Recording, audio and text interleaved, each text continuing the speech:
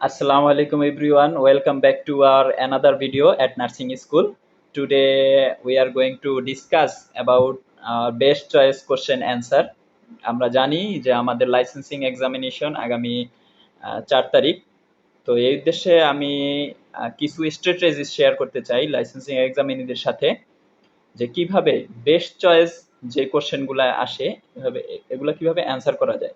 এর কিছু স্ট্র্যাটেজিস নিয়ে আমি আলোচনা করব। ধরেন বেস্ট চয়েস কোশ্চেনগুলো, এই বেস্ট চয়েস কোশ্চেন নিয়ে বিগত সালে নার্সিং শিক্ষার্থীদের মনে অনেক হতাশা ছিল। এই হতাশা যেন না থাকে এবং তারা যেন ভালোভাবে প্র্যাকটিস করতে পারে, সেই জন্য জাস্ট নলেজ শেয়ার করা তাদের সাথে। তো এর এর কিছু স্ট্র্যাটেজিস আমি আজকে আলোচনা করব। যেমন কোশ্চেনগুলো এরকম থাকে, যেমন পেশেন্ট থাকে, ডায়াগনোসিস, সিমটমস থাকে কোশ্চেনের ভিতর। কোশ্চেনগুলো এমন থাকে যেমন which order should be implemented first or which problem should be address first, এই ধরনের কোশ্চেন থাকে। তো নার্সদের এই ক্ষেত্রে সর্বপ্রথম প্রায়োরিটি দিতে হয় যে সিকোয়েন্সগুলো, সেগুলো হচ্ছে প্রথম হচ্ছে ফিজিওলজিক্যাল ইস্যুস। ফিজিওলজিক্যাল ইস্যুস বলতে আমরা যেগুলো বুঝি অবজেক্টিভ ডাটা। অবজেক্টিভ ডাটা বলতে বুঝি যেমন কোনো ব্লিডিং আছে কিনা, মানে এক্সামাইন, পেশেন্টকে এক্সামাইন করে যেই জিনিসগুলো আমরা পাই, যেমন ব্লিডিং, ভমিটিং, ডিহাইড্রেশন, এই টাইপের। এইটা ফিজিওলজিক্যাল ইস্যুসগুলোকে সর্বপ্রথম আমাদেরকে প্রায়োরিটি দিতে হবে। তারপর আসে হচ্ছে সেফটি ইস্যু, যেমন পেশেন্টটা রেস্টলেস কিনা, তার আশেপাশে কোনো শার্প ইনস্ট্রুমেন্ট আছে কিনা। তারপর হচ্ছে কমফোর্টের ইস্যু আসে। কমফোর্টের ইস্যু যেমন পেশেন্টের হেডেক হচ্ছে, তারপর নসিয়া হচ্ছে, পেশেন্ট হাংরি, এগুলো হচ্ছে তার তার ডিসকমফোর্ট, মানে এগুলো হচ্ছে সাবজেক্টিভ ডাটা। এই এই জিনিসগুলা হচ্ছে কমফোর্ট ইস্যু, এগুলো হচ্ছে 3 নাম্বার প্রায়োরিটাইজ। 4 নাম্বারে আসবে সাইকোলজিক্যাল ইস্যুস। এইটা এই এই সিকোয়েন্সটা ফলো রেখেই মূলত বেস্ট চয়েস কোশ্চেনে অ্যান্সার করতে হয়। এছাড়াও কিছু আদার্স কিছু রুলস আছে, যেমন ধরেন সেগুলো আমরা পরে আসতেছি। আগে একটা উদাহরণ আমরা লক্ষ্য করি, যেমন the nurse is caring for a client experiencing acute lower gastrointestinal bleeding. In developing the plan of care, which priority problem would the nurse assign to the client? এখানে বলছে যে একটা পেশেন্ট আসছে গ্যাস্ট্রো ইন্টেস্টিনাল ব্লিডিং নিয়ে। এখানে নার্সটাকে কোন সিমটমসটাকে নার্সকে তার সর্বপ্রথম প্রায়োরিটি দিতে হবে। এখানে অপশনগুলো হচ্ছে low fluid volume because of acute blood loss. 2 নম্বরে আসছে risk for aspiration because of the acute bleeding in GI tract.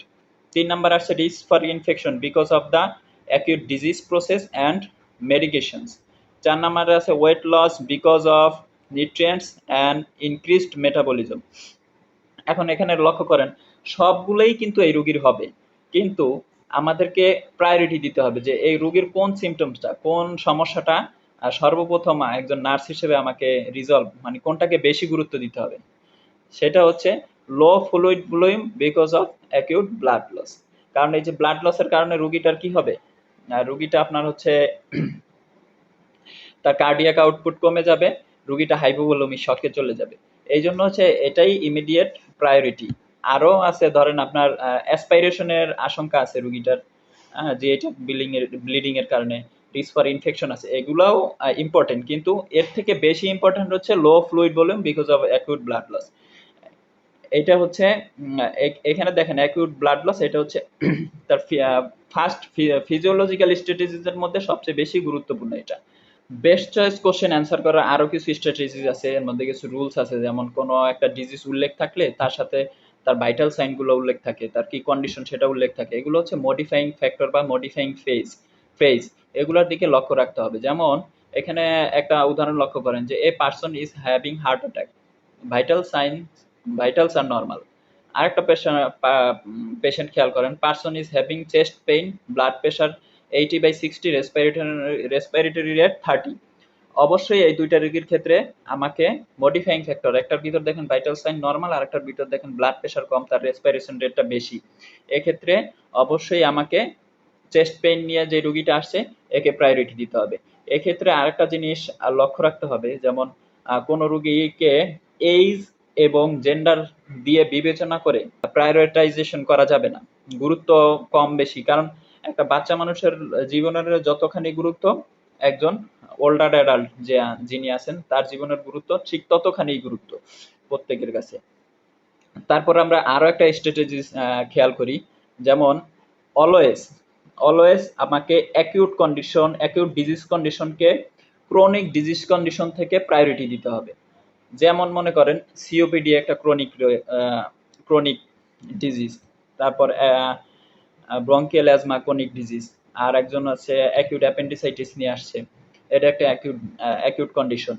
এই ক্ষেত্রে হচ্ছে আমাকে অবশ্যই এই যেমন সিওপিডি, ব্রঙ্কিয়াল অ্যাজমা অথবা অ্যাকিউট অ্যাপেন্ডিসাইটিস তিনটা রুগী যদি একসাথে আসে, কোন রুগীটাকে আমি সবচেয়ে বেশি প্রায়োরিটাইজেশন দিব? যে রুগীটার অ্যাকিউট কন্ডিশন অ্যারাইজ করছে তাকে আমাকে প্রায়োরিটি দিতে হবে। এরপর দেখেন আরো একটা স্ট্র্যাটেজি আছে, যেমন concentration on post operative time frame.